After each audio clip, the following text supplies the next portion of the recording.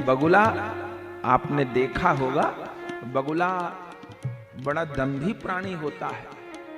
कहीं नदी में आप स्नान करें तो बगुला दिख जाएगा।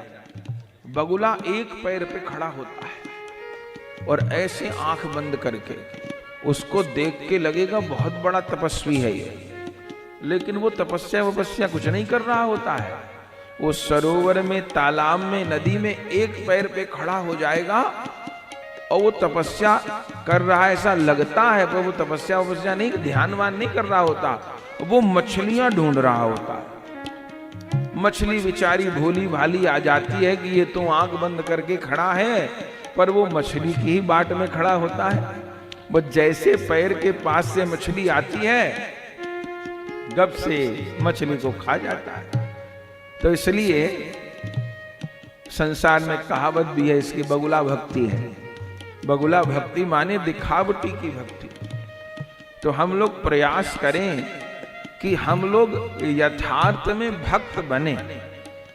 केवल इतना न हो कि हम भक्त दिखाई दें। हाँ, हम भक्त बने और फिर दिखाई भी दें तो कोई समस्या नहीं, लेकिन हमारी भक्ति केवल दंभ न हो, केवल लोग मुझको महाराज कह दें, हमको लोग गुरु जी कह दें, ये कह दें कि महाराज बहुत बढ़िया कथा सुनाते हैं, बहुत बढ़िया गाते हैं, बहुत बढ़िया बोलते हैं। केवल यही आशा हमको लगी हुई है और हमको न प्रभु से लेना देना है, न भजन से लेना देना है, न उपासना से लेना देना है। तो फिर ये भक्ति हमारी कर्म का अंग हो जाएगी, उपासना का अंग नहीं बन पाएगी। क्योंकि जिस भक्ति में प्रभु लक्ष्य नहीं है, इसलिए हमारी भक्ति का लक्ष्य क्या है कि अपने को इसी जन्म में, इसी शरीर में राधा गोविंद की प्राप्ति करनी, ये अपना लक्ष्य है।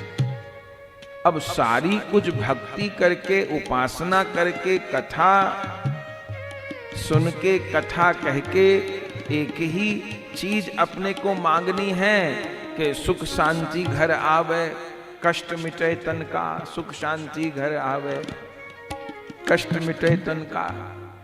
केवल इतने पर ही हम रुके हुए हैं कि बस मेरा ये शरीर सुखी रहे, मेरा परिवार सुखी रहे, आमदनी के साधन प्रचुर मात्रा में बने रहें, केवल उपासना का यही फल है, तो ये दंभ है।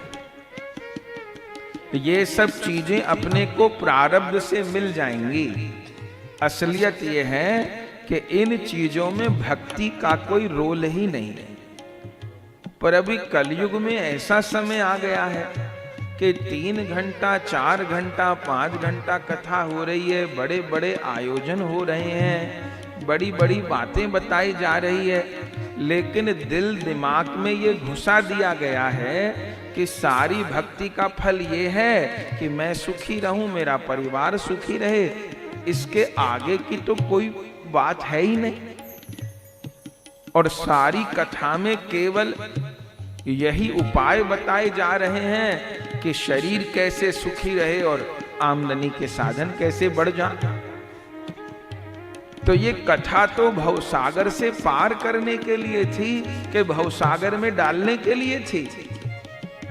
अरे पूरी भागवत जी में परीक्षित जी एक बार ये नहीं पूछे सुखदेव जी से कि मैं कैसे जीवित रहूं और कैसे मेरे बाल बच्चे और आगे बढ़ जाएं और ऐयो हो जाए, ऐसा कुछ पूछे नहीं।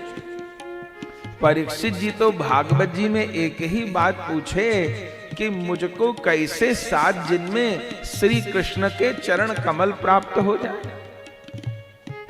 तो भागवत जी तो श्री कृष्ण को उपलब्ध करवाने वाली है।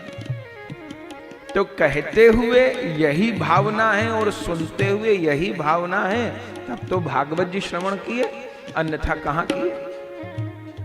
तो ये जो दंभ है, ये जो बगुला है, ये दूसरा बड़ा विघ्न